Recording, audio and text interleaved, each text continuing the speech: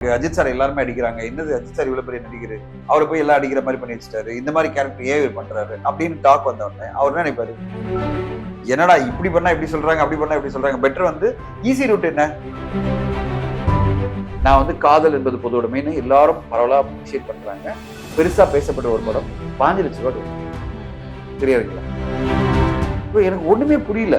இவ்வளவு டாக் வருது, இவ்வளவு ஊடகங்கள் பாராட்டுறாங்க, பார்த்தவங்க எல்லாம் நல்லா இருக்கு சொல்றாங்க. முழுமையான முக்கியமான ஒரு படம், தமிழ் சினிமால பார்க்க வேண்டிய படம். 5 லட்சம் ரூபாய் தமிழ்நாடு ஃபுல்லா கலெக்ட் பண்ணா உங்களுக்கு என்ன ஒரு நம்பிக்கை கொடுக்கும்? இந்த ஏப்ரல் மாதம் தொடங்கி நிறைய நல்ல நல்ல படங்கள் வந்துட்டு இருக்கு. இப்போ குட் பேட் அக்லி பெரிய லெவலில் ஓப்பனிங்கு, முதல் 5 நாட்களே 100 கோடி தமிழ்நாட்டில் வந்து கலெக்ஷன். அடுத்ததா இப்போ வந்து 10 ஹவர்ஸ் அப்படின்ற படம் 18ஆம் தேதி வெளியாகுது. அதோட சச்சின் ரீலீஸ் ஆகுது. அப்புறம் 1ஆம் தேதி வந்து ரெட்ரோ வருது. அப்படி வரிசையா மே மாசம் 16ஆம் தேதி பார்த்தீங்கன்னா 2 எதிர்பார்ப்பு இருக்கிற படம் வருது.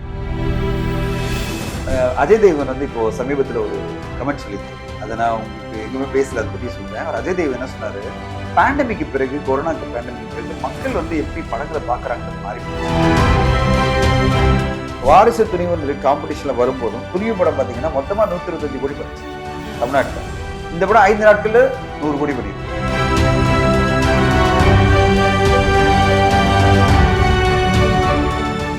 இந்து தமிழ் திசை நேயர்களுக்கு வணக்கம். இன்னைக்கு நம்ம கூட இருக்கக்கூடிய ஸ்பெஷல் கெஸ்ட் ப்ரொடியூசர் போஃப்டா தனஞ்சயன் அவர்கள். வணக்கம் சார். வணக்கம். எப்படி இருக்கீங்க? நல்லா இருக்கேன் சார். இப்போ வந்து தமிழ் சினிமாவுடைய நிலவரம் எடுத்துக்கிட்டோம்னா ஃபர்ஸ்ட் ஹாஃப் முடிய போகுது. ஸோ இந்த வருஷம் ஃபர்ஸ்ட் ஹாஃப்லேயே வந்து நிறைய படங்கள், நல்ல நல்ல படங்கள் வந்திருக்கு, கலெக்ஷன் வந்திருக்கு அப்படிங்கிற டாக் வந்து ஃபேன்ஸ் மத்தியில இருக்கு.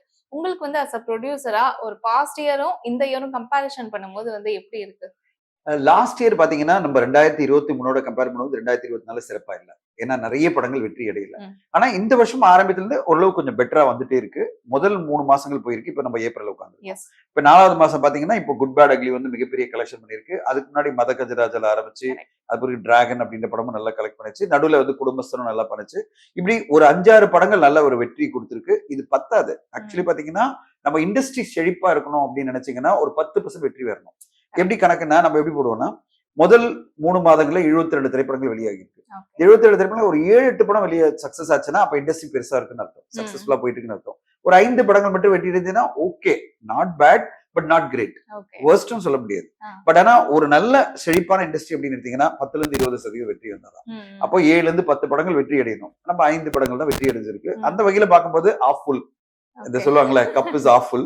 பட் நீங்க அப்படி ஆஃப் ஃபுல் பாக்கணும், ஆஃப் எம்டின்னு சொல்லக்கூடாது. ஆஃப் எம்டினா நெகட்டிவா பேசுற மாதிரி. சோ என்னுடைய பாயிண்ட் ஆஃப் என்னன்னா ஆஃப் ஃபுல் பட் ஃபுல்லானா நல்லா இருக்கும். அந்த கப்பு ஃபுல்லா இருந்ததுன்னா சந்தோஷமா இருக்கும். அதாவது ஒரு 10 படங்கள் வெற்றி அடைந்ததுன்னா இண்டஸ்ட்ரி இன்னும் பரபரப்பா இருக்கும், பெரிய நம்பிக்கை இருக்கும். ஆனா இந்த ஏப்ரல் மாதம் தொடங்கி நிறைய நல்ல நல்ல படங்கள் வந்துட்டே இருக்கு. இப்ப குட் பேட் அக்லி பெரிய லெவல்ல ஓப்பனிங்கு, முதல் 5 நாட்களே 100 கோடி தமிழ்நாட்டில் மட்டுமே கலெக்ஷன். அடுத்ததா இப்போ வந்து 10 ஹவர்ஸ் அப்படின்ற படம் 18ஆம் தேதி வெளியாகுது. அதோட சச்சின் ரீலீஸ் ஆகுது. அப்புறம் 1ஆம் தேதி வந்து ரெட்ரோ வருது. அப்படி வரிசையா மே மாசம் 16ஆம் தேதி பாத்தீங்கன்னா 2 எதிர்பார்ப்பு இருக்கிற படம் வருது, மாமன் அண்ட் டிடி நெக்ஸ்ட் லெவல். அப்புறம் ஜூன் 5ஆம் தேதி தக் லைஃப் வருது. இப்படி பல படங்கள் இந்த 6 மாசத்துல வரப்போகுது. இது எல்லாமே இந்த ஃபர்ஸ்ட் 6 மந்த்ஸ்ல ஒரு 20 படங்கள் வெற்றி அடைஞ்சதுன்னா தமிழ் சினிமா நல்லா இருக்கும். இப்போதைக்கு போற வேகத்துல 10-12 படங்கள் வெற்றி அடைஞ்சிடும். அது வந்து 20 படங்களா இருந்தா நல்லா இருக்கும்னு எதிர்பார்க்கிறோம். பட் ஆனா ஒரு பெட்டரான தோக்கமா தான் நான் பாக்குறேன். நீங்க வந்து சொல்லியிருந்தீங்க ஒரு ஹாஃப் ஃபுல் அப்படிங்கிற ஒரு விஷயம் வந்து சொல்லியிருந்தீங்க. முன்னாடி எல்லாம் வந்து அந்த ஓடிடி அப்படிங்கிற அந்த ட்ரெண்டுக்கு முன்னாடி தியேட்டர் படம் நல்லா இருக்கு, நல்லா இல்ல, மக்கள் வந்து ஒரு என்டர்டைன்மெண்ட்காக வந்தாங்க. பட் இப்ப அந்த ஓடிடி அப்படிங்கிற அந்த கொரோனா பீரியடுக்கு அப்புறமா டோட்டலா வந்து அந்த மக்களோட பாயிண்ட் ஆஃப் வியூ மாறிடுச்சா சினிமா பத்தி? அஜய் தேவன் வந்து இப்போ சமீபத்துல ஒரு கமெண்ட் சொல்லியிருந்தாரு. அதை நான் உங்களுக்கு எங்குமே பேசல, அதை பத்தி சொல்றேன். அவர் அஜய் தேவன் என்ன சொன்னாரு, பேண்டமிக்கு பிறகு, கொரோனாக்கு பேண்டமிக்கு பிறகு மக்கள் வந்து எப்படி படங்களை பாக்குறாங்கன்றது மாறி போச்சு.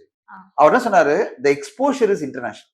அவங்களுடைய ஆடியன்ஸோட எக்ஸ்போஷர் இன்டர்நேஷனல் இருக்கு. அவன் கொரியன் படமும் பாக்குறான், இட்டாலியன் படம் பாக்குறான், ஜப்பனீஸ் படம் பாக்குறான், அது மலையாளம், தமிழ், கன்னடா, தெலுங்கு அப்படின்னு எந்த படம் வந்தாலும் ஒரு வாரத்திலையும் பாத்தீங்கன்னா ட்விட்டர்ல வர அனௌன்ஸ்மெண்ட் பாத்தீங்கன்னா 24 புதிய படங்கள் பிரீமியர் அப்படின்னு இந்தியில தொடங்கி.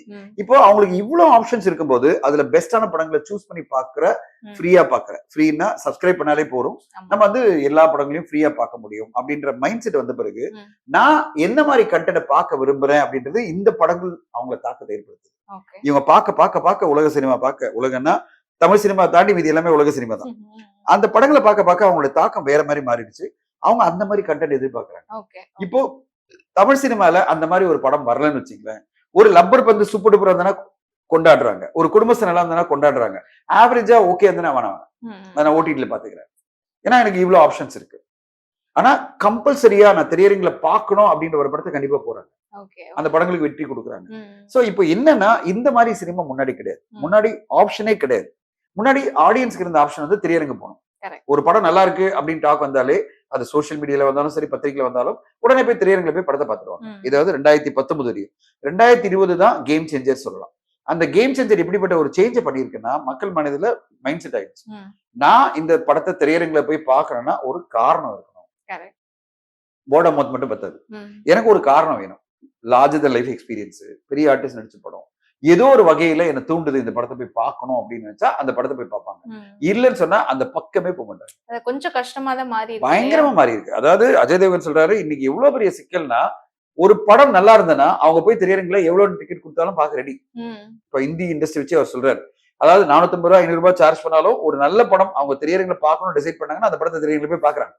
ஆனா படம் ஆவரேஜ் ஓகே அப்படின்னா பக்கமே போறது இல்ல, பக்கமே போறது இல்ல, மொத்தமா ரிஜெக்ட் பண்ணிடுறாங்க. இது வந்து ஒரு எக்ஸ்ட்ரீம் ரியாக்ஷனா இருக்கு. அதாவது என்ன சொல்லுவாங்கன்னா pandemic is brought in an extreme world. Extreme வேர்ல்ட்னா extreme negative or extreme positive. Extreme negative என்ன அர்த்தம்? நான் பார்க்க மாட்டேன், ஓடிடில வந்தா பாக்குறேன், டிசைட் பண்ணிக்கிறேன். எக்ஸ்ட்ரீம் பாசிட்டிவ்னா அந்த படத்தை பெருசா செலிப்ரேட் பண்ணுவேன். ஒரு புஷ்பா 2ன்ற படத்தை மிக பெருசா செலிப்ரேட் பண்ணி 1500 கோடி ரூபாய் கலெக்ஷன் கொடுப்பாங்க. இப்ப நம்ம சந்தோஷப்பட மாதிரி டிராகன் படத்துக்கு ஒரு 150 கோடி கலெக்ஷன் கொடுக்குறாங்க. இப்போ போற வேகத்துல குட் பேட் அக்லி வந்து 250 300 கோடி கலெக்ஷன் கொடுப்பாங்க. சோ எக்ஸ்ட்ரீமா இருக்கு. இல்லன்னா ஒண்ணுமே இல்ல. இது வந்து ஒரு இண்டஸ்ட்ரிக்கு வந்து எவ்வளவு பெரிய இதுன்னா எவ்வளவு பெரிய சேலஞ்சுன்னா இது வந்து எப்படி நடக்குன்னே தெரியாம ஒரு ப்ரொடியூசரும் படம் எடுக்கிறாங்க. அதாவது மொத்தமா வாஷ் அவுட் ஆகலாம், இல்ல பெரிய சக்சஸ் வரலாம். பெரிய சக்சஸ் இருந்தா கோடிகளை நம்மளுக்கு பணம் கிடைக்கும், அது ஓகே. ஆனா அது எத்தனை பேருக்கு கிடைக்கும்? 5 to 8%. மீதி 92-93% என்ன கிடைக்கும்? 0 தான் கிடைக்கும். சோ வாங்கினா 0 இல்லன்னா 100ன்ற மாதிரி ஆயிடுச்சு சிச்சுவேஷன். அதாவது வாங்கினா மார்க் 0 இல்லன்னா 100 மார்க்ன்றது எப்படி வாழ்க்கையில பாசிபிள்? நடுவுல வாங்கலாம்ல, 40% வாங்கலாம், 60 மார்க் வாங்கலாம், 80 மார்க் வாங்கலாம், அதெல்லாம் கிடையாது. கொடுத்தா 100% உனக்கு வெற்றி கொடுக்குற, இல்லன்னா வெற்றியே கொடுக்க மாட்டேன் போடா. நீ வந்து ரெண்டு எக்ஸ்ட்ரீம்ல இருக்கிறது தான் பிரச்சனையா இருக்கு. இண்டஸ்ட்ரி வந்து இந்த எக்ஸ்ட்ரீம் எல்லாம் சந்திச்சதே கிடையாது. இண்டஸ்ட்ரி எப்பவுமே ஒரு மிடில் லெவல்லயே போயிட்டு இருக்கும். அதாவது சிறுபடம் பட்ஜெட் படங்களுக்கும் பார்ப்பாங்க, சின்ன சின்ன படங்களை ஆதரிப்பாங்க, ஒரு வாரம் கழிச்சு படம் பிக்கப் ஆகும். இப்படி எல்லாம் ஒரு காலகட்டம் மாறி இன்னைக்கு எக்ஸ்ட்ரீம் காலகட்டமா இருக்கிறதா சேலஞ்சான ஒரு காலகட்டமா இருக்கு. பயம் இருக்கு. ஒரு உதாரணம் சொல்றேன். முன்னாடி காலகட்டத்துல நாங்க வந்து சின்ன பட்ஜெட் படம் நிறைய படம் நான் ரிலீஸ் பண்ணிருக்கேன். ஒரு சிம்பிளான உதாரணம் சொல்றேன். காவல்துறை உங்கள் நண்பன் அப்படின்னு ஒரு படத்தை நான் வந்து பேண்டமிக் அப்போ நம்ம ரிலீஸ் பண்றோம். அப்போ வரையும் மைண்ட் செட் அப்படிதான் இருக்கு. அந்த படம் ஒரு 75 லட்சம் ரூபாய் தியேட்டர்ல கலெக்ட் பண்ணுது. அதுவும் நல்ல டாக் வந்த படம். இப்போ நம்மளுக்கு ஒரு சந்தோஷம் வருது இல்ல, சரி ஓகே 75 லட்சம் நாங்க எதிர்பார்த்தது ஒரு 2 crores, ஆனா ஒரு 75 லட்சம் பேண்டமிக் டைம் அப்படி எப்படி ரிலீஸ் பண்றோம். இப்போ மைண்ட் செட் ஆன மக்கள் இருக்கும்போது நான் வந்து காதல் என்பது பொதுவுடைமைன்னு எல்லாரும் பரவலா அப்ரிஷியேட் பண்றாங்க. பெருசா பேசப்பட்ட ஒரு படம் 5 லட்சம் ரூபாய் கலெக்ட் பண்ணுது தெரியாதுங்களா? இப்போ எனக்கு ஒண்ணுமே புரியல. இவ்வளவு டாக் வருது, இவ்வளவு ஊடகங்கள் பாராட்டுறாங்க, பார்த்தவங்க எல்லாம் நல்லா இருக்கு சொல்றாங்க, புதுமையான முக்கியமான ஒரு படம், தமிழ் சினிமால பார்க்க வேண்டிய படம்னா 5 லட்சம் ரூபாய் தமிழ்நாடு ஃபுல்லா கலெக்ட் பண்ணா உங்களுக்கு என்ன ஒரு நம்பிக்கை கொடுக்கும் இண்டஸ்ட்ரி? என்னுடைய படத்தை வச்சு சொன்னா பெட்டர் இல்ல, மீதி படத்தை சொன்னா யாராவது கோச்சுப்பாங்க. அதுக்காக சொல்றேன். இப்போ இதேதான் எங்கிட்ட பல பேர் எங்கிட்ட வந்து புலம்புறாங்க. அதாவது சின்ன சின்ன பட்ஜெட் இடங்கள்லாம் நல்ல நல்ல படங்களை கொடுத்துட்டு இன்னும் சார் 5 லட்சம் ரூபாய் ஷேர் வரல, 3 லட்சம் ரூபாய் ஷேர் வரல, 2 லட்சம் ரூபாய் தான் ஷேர் வந்திருக்கு. இன்னும் சார் இவ்வளவு பெரிய படம், நாங்க கியூப் காஸ்டே 8 லட்சம் ரூபாய் கட்டியிருக்கோம். இப்போ நான் காதல் என்பது பொதுவுடைமை படத்துக்கு நான் கியூப் மட்டுமே 7 லட்சம் ரூபாய் கட்டியிருக்கேன். கியூப்னா டிஜிட்டல் ரிலீஸ்க்கே 7.5 lakh கட்டியிருக்கேன். எனக்கு கிராஸ் கலெக்ஷன் 5 லட்சம் ரூபாய் வரல, ஷேரா 5 லட்சம் வரல. ஓகேங்களா? அப்போ எந்த அளவு எக்ஸ்ட்ரீமா இருக்கு மார்க்கெட், வரமாட்டேன்றாங்க. இந்த படத்துல நான் எதுக்கு திரையரங்குல பார்க்கணும், ஓடிடில பாத்துக்கிறேன். சோ திரையரங்க பார்க்கணும்னா கண்டிப்பா போய் பார்த்துருவாங்க. அது வந்து ஒரு படம் அப்படின்னா அதான் எக்ஸ்ட்ரீமா அவங்களுக்கு மைண்ட் செட் ஆயிடுச்சுன்னா அந்த படத்தை திரையரங்க பார்த்துருவாங்க. சோ இந்த மாதிரி எக்ஸ்ட்ரீம் பாசிட்டிவ் வந்த ஒரு படம்னா ரீசெண்ட் டேஸ்ல குட் பேட் அக்லி வந்து சொல்லலாம். சோ ரொம்ப நாள் கழிச்சு அஜித் அவர்களுடைய கரியர்ல ஒரு மிகப்பெரிய ஓப்பனிங் கொடுத்த படம் அப்படின்னு வந்து சொல்றாங்க. பட் இருந்தாலுமே வந்து ஃபர்ஸ்ட் ஒரு 3 days வந்து இந்த படம் பார்க்க வர ஃபேன்ஸை நம்பிதான் வந்து இந்த படம் எடுத்திருக்காங்க அப்படிங்கிற மாதிரி ரிவ்யூஸும் வந்துட்டு இருக்கு. கவனிக்கிறீங்களா சார்? இதெல்லாம் வந்து ஏதாவது பேசணும்னு சொல்லுவாங்க. 5 நாட்கள் வந்து பாத்தீங்கன்னா 100 கோடியை தமிழ்நாட்டுல மட்டுமே இந்த படம் கலெக்ட் பண்ணிருக்கு. வேர்ல்டு வைட் 175 கோடி கிட்ட கலெக்ட் பண்ணிருக்கு. Okay, world wide. ஓவர்சீஸ்ல இவ்வளவு பேர் பாத்துருக்காங்க. அது எப்படி இவ்வளவு பெரிய கலெக்ஷன் ஒரு படத்துக்கு வரும்? உண்மையிலேயே அஜித் ஃபேன் மட்டும் தான் பாப்பாங்க, இல்ல கொஞ்சம் பேர் தான் பாப்பாங்கன்னா இவ்வளவு பெரிய கலெக்ஷன் எப்படி பாசிபிள்? போற வேகத்துல இந்த படம் 250-300 கோடியை பண்ணலாம், அதை தாண்டி கூட போலாம்.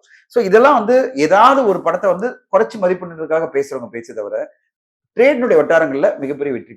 ஓகே. பெரிய கலெக்ஷனை கொடுத்திருக்கு. அஜித் சார் கரியர்லயே ஹையஸ்ட் கலெக்ஷன் கொடுத்திருக்கு. எந்த அளவுன்னா இப்போ 5 நாட்கள் 100 கோடி அவரோட படம் எந்த படம் பண்ணதில்லை இது வரைக்குமே தமிழ்நாட்டுல பண்ணதே கிடையாது. தமிழ்நாட்டுல 100 கோடி ரூபாய் 5 நாட்கள்ல அவருடைய படம் எந்த படம் கரியர்ல பண்ணதே கிடையாது. மேக்ஸிமம் 75 crore பண்ணிருக்கு. இப்போ வாரிசு துணிவு காம்படிஷன்ல வரும்போதும் துணிவு படம் பாத்தீங்கன்னா மொத்தமா 125 கோடி பண்ணுச்சு தமிழ்நாட்டுல. இந்த படம் 5 நாட்கள்ல 100 கோடி பண்ணிருக்கு. இப்ப போற வேகத்துல 150 கோடியை தாண்டும் தமிழ்நாட்டுல. அப்போ அவருடைய கரியர்ல இருக்கிற எல்லா படத்தையும் பீட் பண்ணி 150 கோடியை தாண்டும். அவருடைய கரியர்லயே ஹையஸ்ட் கலெக்ஷன் பண்ணதுன்னா அந்த படம் நல்ல படமா இல்லையா? நல்ல படம்னா அந்த படம் அவருக்கான ஒரு கரியர்ல சக்சஸ் கொடுத்த படம். அவ்வளவுதான். அதை பார்த்து பாராட்டமே தவிர இல்ல ஃபேன்ஸ் மட்டும் தான் மீட் பண்ணிச்சு எக்ஸ்பெக்டேஷனை மீறி பேர் மீட் பண்ணலன்னா இவ்வளவு பேர் எங்க யார் வந்தாங்க? ஃபேன்ஸ் மட்டும் வந்தாங்க, ஆடியன்ஸ் வந்தாங்க, காமன் ஆடியன்ஸ் வந்தாங்க, ஃபேமிலி வந்தாங்க, எல்லாரும் பார்த்தாங்க, செலிப்ரேட் பண்ணாங்க. அவ்வளவுதான் இவ்வளவு பேர். ஸோ விடாமுயற்சி வந்து கொஞ்சம் ஃபேன்ஸோட எக்ஸ்பெக்டேஷனுக்கு கொஞ்சம் கம்மியா இருந்துச்சு அப்படின்னு சொன்னாங்க. பட் குட் பேட் அக்லி ட்ரெய்லர்ல இருந்து அனௌன்ஸ்மெண்ட் போஸ்டர் ஆரம்பத்துல இருந்தே அந்த பயங்கர எக்ஸ்பெக்டேஷன் அப்படிங்கிறது பீக்ல தான் இருந்துச்சு. ஸோ அஜித் அவர்கள் வந்து இனிமேல் அடுத்தடுத்து இந்த மாதிரி ஃபேன் சாட்டிஸ்ஃபை பண்ற மாதிரியே படங்கள் பண்ணணுமா? வேற வழியே இல்லை அவருக்கு. இப்போ அவருக்கு தெரிஞ்சிருக்கும் நேர்கொண்ட பார்வை, அது பிறகு வந்து இந்த படத்துல அவருக்கு தெரிஞ்சிருக்கும் விடாமுயற்சியில நம்ம வந்து இவ்வளவு பெரிய சம்பளம் வாங்குறோம், இவ்வளவு பெரிய பட்ஜெட்ல ஒரு படம் எடுக்கிறோங்க அப்படின்னு சொன்னா 250 கோடி ரூபாய் மினிமம் எடுப்புது. 300 கோடி கூட ஆகலாம் பட்ஜெட்.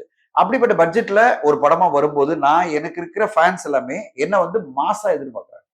ஒரு மாஸ் கமர்ஷியல் என்டர்டெய்னர் தான் எங்கிட்ட இருந்து எதிர்பார்க்கும் போது நான் வழியே கிடையாது. நான் ஒரு கிளாஸா படம் கொடுத்தோம்னா அந்த ஆடியன்ஸை நான் கட் பண்ணிடுறேன். அந்த ஆடியன்ஸுக்கு வந்து ஒரு திருப்தி அறிய மாட்டேங்குது. அவங்க எதிர்பார்க்கறதை எடுத்த உடனே அடிக்கணும். எடுத்த உடனே என் ஹீரோ அடிக்கணும், 10 பேர் அடிக்கணும், 100 பேர் அடிக்கணும். அவர் எப்படி அடிக்கிறாரு பாசிபிளா இல்ல இந்த கேள்வி எல்லாம் பதிலே அதெல்லாம் கேட்குது. நான் எங்க ஹீரோ வந்து மிகப்பெரிய லெவல்ல அடிப்பார், 100 பேர் கூட அடிப்பார். சோ அதை வந்து ஃபர்ஸ்ட்ல இருந்தே எஸ்டாப்ளிஷ் பண்ண வரும்போது ஆதிக்க வச்சு தெளிவா புரிஞ்சுக்கிட்டாரு. நம்ம ஹீரோ வந்து அவங்க வந்து பெரிய மாஸ் ஹீரோ தான் பார்க்கணும் ஆசைப்படுறாங்க. நம்ம பாட்டு இது வந்து கிளாஸா காமிச்சு எல்லாம் வேணாம், எடுத்த உடனே 100 பேர் ஒரு ஜெயில எடுத்த உடனே அடிடா போட்டு தள்ளு எல்லாரையும் அப்படின்னு. சோ அந்த இதுல இருந்தே ஆடியன்ஸ் வந்து கேலப் ஆயிட்டான். ஆடியன்ஸ் வந்து செலிப்ரேட் பண்ண ஆரம்பிச்சிட்டான். நம்ம ஹீரோ பெருசா காமிச்சிட்டா இருப்பான். அதே சேம் டைம் ஒரு குவாலிட்டியான ஒரு விஷயமும் இருக்கு அந்த படத்துல. ஒரு மனைவிக்காக ஹஸ்பண்ட் பண்ற தியாகம், அது போய் ஜெயிலுக்கு போறது, அப்புறம் வெளில வந்த உடனே மகனை வந்து மாட்டிக்கிட்டாங்கன்னு சொன்னா மகனை காப்பாத்துறதுக்காக அவர் போராடுறது, எல்லாமே பெர்ஃபெக்டா காம்பினேஷன். ஒரு கிளாஸும் இருக்கு, மாசம் இருக்கு, ஒரு கண்டென்ட்டும் இருக்கு, மாஸ் எலிமெண்ட்ஸும் இருக்கு.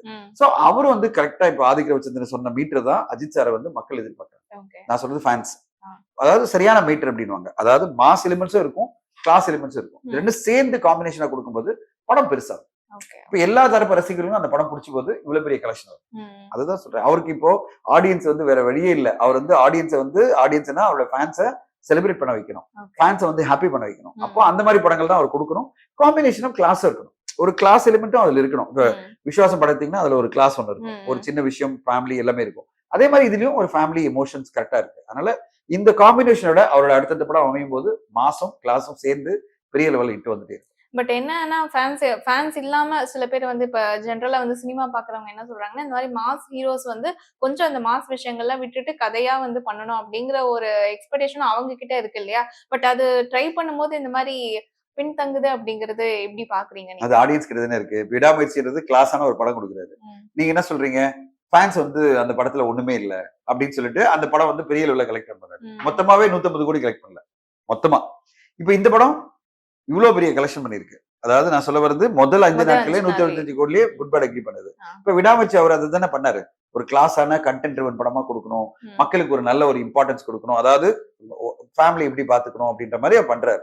அதுல ஆக்ஷனை கம்மி பண்ணிட்டு கண்டென்ட்டுக்கு போக்கஸ் பண்ணா எத்தனை பேர் வந்து படத்தை பார்த்தாங்க தெரியுங்களேன். அவங்க சொன்னதெல்லாம் ரொம்ப கிளாஸா இருக்கு, இந்த படம் ரொம்ப ஸ்லோவா இருக்கு, அஜித் சார் எல்லாருமே அடிக்கிறாங்க, என்னது அஜித் சார் இவ்வளவு பெரிய நடிகர், அவரை போய் எல்லாம் அடிக்கிற மாதிரி பண்ணி வச்சுட்டாரு, இந்த மாதிரி கேரக்டர் ஏன் பண்றாரு அப்படின்னு டாக் வந்த உடனே அவர் என்ன நினைப்பாரு?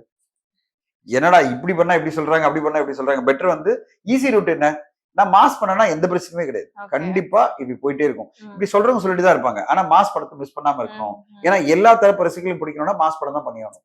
அவர் தொடர்ந்து அதான் பண்ணுவாருன்னு நினைக்கிறேன்.